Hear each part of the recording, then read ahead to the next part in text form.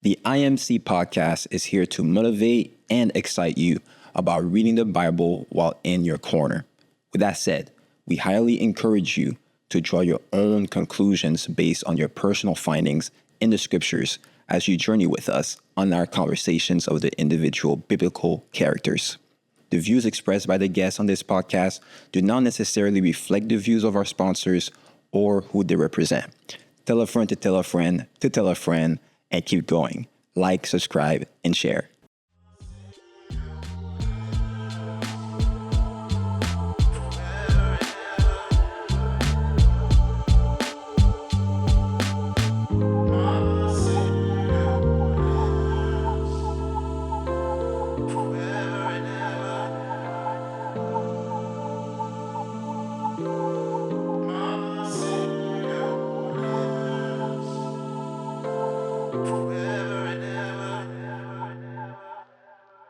Hey everyone, and welcome to the In My Corner podcast. I'm your host D, with me my co-host Richard, and our special guest Martin. A little bit about him: he's been pastoring for over 20 plus years in different countries like Venezuela, the U.S., just to name a few. And he's very passionate in evangelism. That's music to my ears. We're delighted to have you.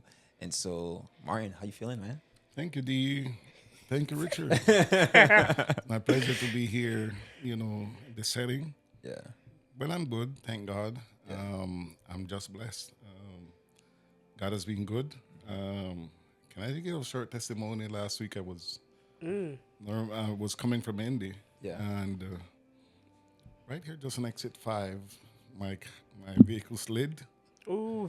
And I just lost control. I start spinning on the highway, and that was just like, you don't know where you're going to be ending. Yeah. Yeah. But today I'm telling you that, man, I'm born again.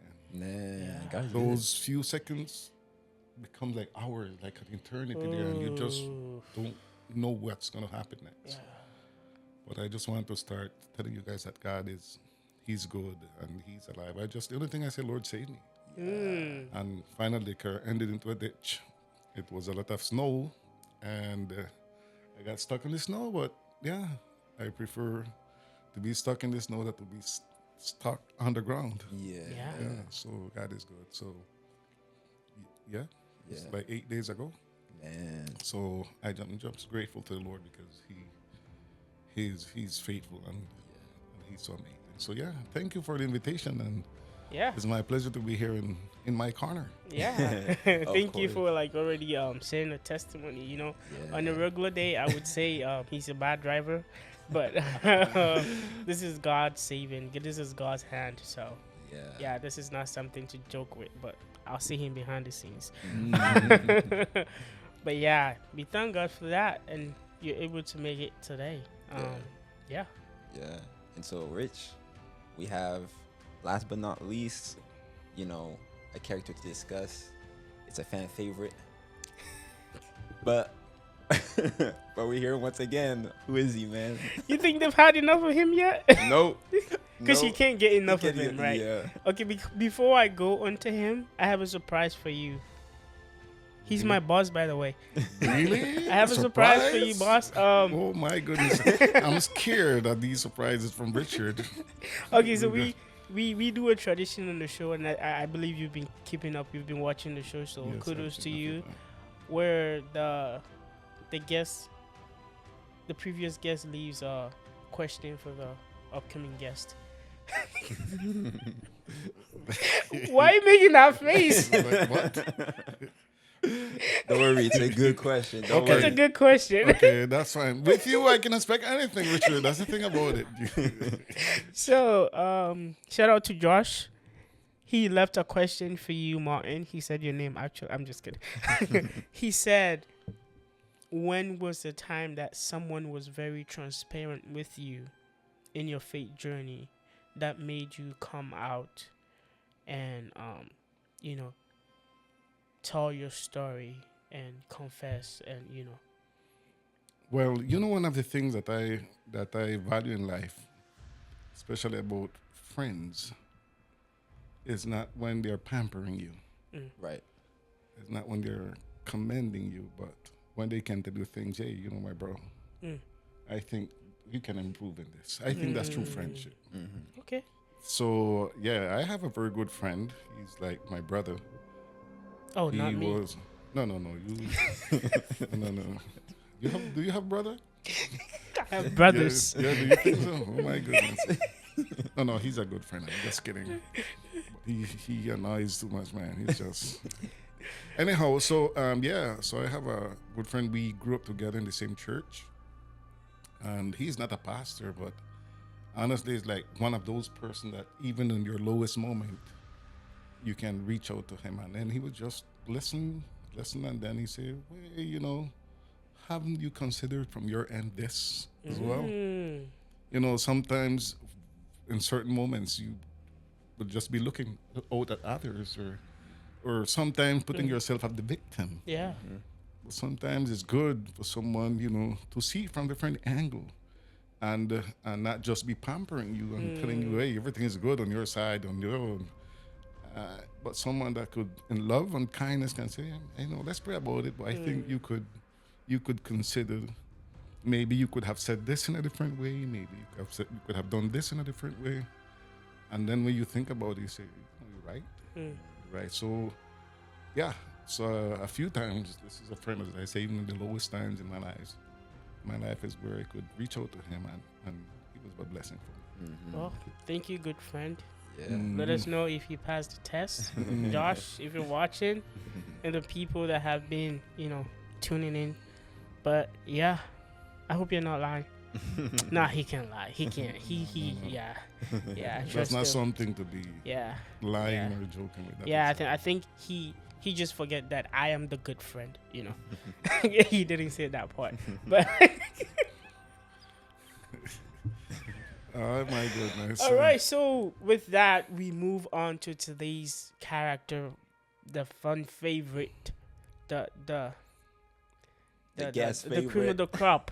Yeah. The best of the best. The guy that if he could stand before you today, you would give him no chance to win a fight against you. But this is the guy that surpassed his brothers, Saul the king, the mighty army of Israel, and stood before Goliath to win the greatest battle ever fought on earth. Not the one against self. Who are we talking about today? Oh boss? yes, definitely. Oh, boss. And this is I feel so weird here. This gentleman, the way he's treating me. But listen, man, I'm here good, man. Don't worry, man. Don't worry. I'm happy to be here. That's fine. But anyhow, yes, David is the character that we're going to be speaking about today. So there is the context that we're going to be having today of David is the context of the great controversy. I mean, normally we, even in children's story, we are amazed of the physical battle that was going on between David and Goliath. Yeah. And you see the great difference, the height, stature, and the military experience. But there is much more into this story. Okay. There is a lot of spiritual insight and lessons that bring us even back to Eden. When we connect David's experience with Goliath, even we are going to find some lesson, things that even happened at Eden, or let me put it this way, they were announced at Eden and they got fulfilled during the battle with Goliath. So, and it has, as I mentioned, even some other implications when it comes to the great controversy and even covenant. Yeah. So that's the reason I love this part of the. I mean, I love the Bible, but I mean this passage, you have a lot of elements that enriches you, not just in the narrative way, inspirationally, but also it takes you spiritually to a level to understand, oh, this is what is going on. Now I understand why the Bible said this, why God said this, and it makes a lot of sense. It matches a lot of events that are foretold or eventually fulfilled in Scripture. Man, I mean, the way you put it, I mean, I'm intrigued. So walk us through it. Yeah. Thank you very much. Yes, definitely. So as we know, David was at home and one day he his father Jesse sent him to bring some provision to his friends, to his brethren, to his siblings that were there. His 3 elder siblings were there, and when he reaches to the place, he noticed that the environment was not the best. You know, have you reached that environment sometime in your life? You didn't expect it. You were thinking that something was going good. You were going to visit, you miss your brethren, you miss someone, or you miss an event. You were expecting something, but when the day came where in a sudden things can just change in your life. And that's what happened to David, by the way. He was expecting something good. Was it like a cultural shock? You could imagine what was happening. So he knew that his siblings were deployed, but he did not know the magnitude of the military situation that was going on. So we find one of the greatest things as we go through it, we're going to see also some elements of David as a type Okay. of Jesus. First, he was sent by his father Okay. to provide for his siblings, Yes. for his brethren. Yes. Jesus Christ was sent by his father, Okay. and he came to look for us. Yeah. And in the human perspective, it seems like David was just there by accident. But in God's perspective, he was there because of divine providence. Right. I mean, I think we've talked about this on this episode, podcast before, where we've asked the question, if at David, what were you doing there? That was not your fight, you know? Yeah. That was not his fight. Yeah. Actually, it was God's fight. But he was empowering David, and he was setting up David at the stage, at the precise moment when no one else could have done it. Right. Well, let me put it this way. Perhaps they could, but the one that would have done it was David. He was willing to do it, and because there was a covenantal situation going on, and we are going to touch it in a bit. He understood something, the covenant that he had, and he was blessed with it. And by the way, everyone else there was blessed with it. Yeah. But he was seeing this battle from another perspective. That's the reason he was there at the moment. So God indeed allowed David to be there in his divine providence. It was not by chance. Okay. By the way, you know, when we have these situations in life, nothing is by chance. You know, we are not here today just by chance. You are not studying here today just by chance. Yeah. Yeah. Listen, brethren, nothing happens out of God's will is because in his divine providence, he has you preparing to serve. He has you preparing to serve and to bother people as well. He has you to prove the patience. As long as it's according to God's will. The patience of the saints. He's there to test the patience of the saints. But no, joke aside, definitely it is, everything is by divine providence. Yeah. Divine providence. So David comes to the battle, and when he reaches to the place, he noticed that the Bible calls him a champion. A champion, which was a giant, his name was Goliath, was from Gath. And I want you to just bear in mind a few things about him. I'll reach back to him to get some more detail. The Bible says his height was 6 cubits and a span. 6 Help cubits. us understand. He had a bronze helmet on his head and wore a coat of scale armor. Scale, 6 and scale, of bronze, weighing 5,000 shekels. So on his legs, he had bronze greaves, and a bronze javelin was slung on his back. So he has a spear. So David, Goliath, stood and shouted to the ranks of Israel. The Bible says in 1 Kings chapter 7, verse 8, "Why do you come out line up for battle? Am I not a Philistine? Are you not servants of Saul? If he's able to fight and kill me, we will become your subjects. But if I overcome him and kill him, you will become our subjects and serve us." There's another lesson here. So in old days, by the way, this was not something originally from the Philistines. It seems that they had imported this culture from the Western area, and this was called the single combat.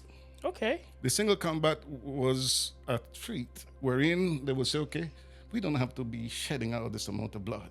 Right. You know, so let's do something. So they will get me, the strongest, me. Yeah. The strongest and the highest. Highest. The strongest and the highest. Yeah. The tallest one. The tallest one. He would be the one up there. The highest and stuff. The tallest Yeah, and that's stature. me Yeah, still. yeah. Oh, yeah. So anyhow, so he said, he proposed, listen, send your champion Yeah. and let's go out there. Yeah. So it was literally a battle between champions, the champions of the Philistines and the champion of the Israelites. So it was just about champions. So David is nowhere close to that. If I'm to look at the picture you're painting right now. Okay. That's. I would agree. I mean, in a sense, like. I mean, I'm looking at the human- physical qualities. yeah. Yeah, Physically? Physical qualities. Yeah. On the human eyes, David has no chance. Like no. I mean, look at the description you just read. Yeah. Of Goliath. Yeah. But there's where we're going now. But listen, remember what had happened before David, because at this point, by the way, he was anointed. Exactly. He was anointed. That's gonna give you some confidence. Yeah. So remember, I can imagine remember what happened to the prophet. The prophet Samuel was sent Yeah. to the house Yes. of Jesse. Yeah. And he looked at all of them and he was impressed by these guys. By the way, these guys were there. The guys that impressed the prophet, where were they? Well, Yeah. They were Yeah. shaking. Yeah. They were Shaking, shaking yeah. at the voice of Goliath. at the voice of Goliath. And there is where God said unto him, you are looking on the outward appearance, Yeah. but I'm seeing the heart. So at this point, David attribute, the characteristic of David was already seen. God knew what David was made of. God knew what David was made of. So I do believe from this point, God was already preparing David for the battle. Because he said, I know his heart. He knew that David was not a coward. Yeah. He knew what David was made of. Yeah. You know? He knew what David was made of. So this is something I love like to give. I remember once I was living in Costa Rica. I was very young. The moment I was just 18 years of age, and I remember I was there for almost 2 years, and a very good friend of mine, he was a captain of a boat, and he wanted to go back. He was captaining a boat that was traveling from Costa Rica to my island. So I got in contact with him and I asked him, listen, I need a ride to go back home. He said, yes, you come. And we rode, I drove for some time, like 2 hours. I reached to the port. I got on the boat and the boat left. It was a Thursday evening, I remember. It was like 6:30 in the afternoon. The sun was setting. It was beautiful to see that beautiful sun, different color just setting at the moment. And then the boat started moving on. Bro, 1 hour later, by the way, the trip was for 24 hours. Okay. 1 hour later, that boat started to shake like a piece of leaf blown by the wind, a storm. And that boat was, and I started feeling bad. My stomach got upset. Yeah. I started feeling bad. I was accustomed to be out there on boats before, but not in those circumstances. Yeah. And I went out and this thing, and I saw everyone there I was the only passenger. Yeah. The rest were the sailors and people who work on the boat. Yeah. And they were there and they were eating. I could smell the fried fish with coconut milk. And you're fried there in fish, the coconut, corner and shaking. and I can't eat nothing because I was just bringing up my stomach. And my head was swinging, and that was not a good experience. And they were making fun of me. But eventually it got worse. And water started even getting into the boat, and the boat was just shaking like crazy, but they just kept on going. So I remember they gave me a pill to drink so I could feel better because I wasn't doing good. And I went to sleep, and the next morning when I got up, everything was cool. So the captain came and he started making fun of me. Cry, Right, baby, you were dying last night, man. You were dying. You did not eat, man. You are too weak for this, man. I said, let me ask you something, man. Don't you think it's not responsible what you did, man? You brought us out here into this storm. I asked him, didn't you notice that the storm was there? He said, listen, yes, we have radars. And we have radars that for over 100 miles, over almost 1,000 miles, we can see more or less Yes. that there is a storm coming. I said, well, if you know that a storm was coming, why did you put us in danger? You should have stayed back there on the port and wait until the storm passes by. And so let me tell you something, my friend. I've been a captain for over 30 years. And I need to let you know that this boat was not designed just to go through still waters. This boat was made to go also through some storms. Yes. I knew the magnitude of the storm that was coming, and I knew that this boat could have made it. That's the reason I left the port with the assurance that we are going to reach safe back home. Yeah, that's why you were not the captain and he was. Let me tell you something. That's right. But I learned from that experience, and I said the same way he said, listen, the boat was not made just for the still waters. Yep. You know, when God allows us to go through a storm because he knows what we are made of. He's the one that designed us. So he knows what we are. And he's not going to give us, as the Bible promises, he's not going to give us more than what we can bear. God would be unfair if he would do something like that. So indeed, he knew what David was made of. So David now is there. Yeah. At the front line. He's at the battle and he's seeing what is going on. He's seeing this great giant. He's hearing the menaces, the challenges, the defying attitude, and he was upset about it. By the way, it was not just about David. It was not just about a fight. It's not just about David and Goliath. When David was there, David even said to them, listen, how you guys allowing this uncircumcised Philistine? Oh yeah, he got nerves, bro. He got heated. Ellen White says that he got stirred up about it. So how you guys allowing this uncircumcised Philistine to be talking about God and the army of Israel? So he understood now that it was not just a military battle, but it was God's name that was at stake. Yeah. God's name was at stake. So it was not just about the Israelites host and the Philistine host. It was also God's name. To the fact that even when he made the challenge and said, give me a champion, give me your champion, and he said, listen, and I will serve you, it was not about only servitude as slaves, but also you have to serve Dagon. Oh, yeah. The god of the Philistines. Okay. And we will have to serve Jehovah. Oh, man. So it has a lot of implication. As I said, it was not just a military confrontation. Hey, I have to confess, like growing up, that's the story that we know.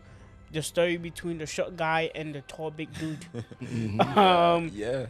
David was tiny little man, and he was able to bring down the big, huge old Goliath, and that's all we know. He won with the slingshot, and he took 5 stones. But these details, if not carefully looked at, we might just look at this story the same old Flies way overhead. we've been looking Just at narrative. it, and we think, oh, it's just another story between Muhammad Ali and George.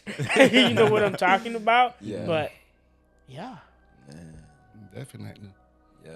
Definitely. So besides that, now when the other word, the thing that's very special that he said, listen, verse 26, by the way, he said it twice, in verse 26 and verse 36, 1 Samuel 17. It says, David asked the men standing near him, what will be done for the man who killed this Philistine and removes his disgrace from Israel?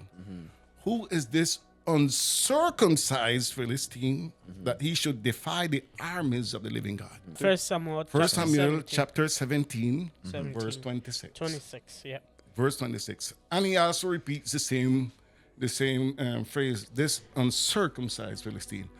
By the way, if you go through the narrative, you're going to see something that stands out. Okay. When the rest of people around speak about Goliath, they call him the Philistine. Yeah. When David speaks about him, he calls him the uncircumcised Philistine. Okay, hold it there. There's a great difference.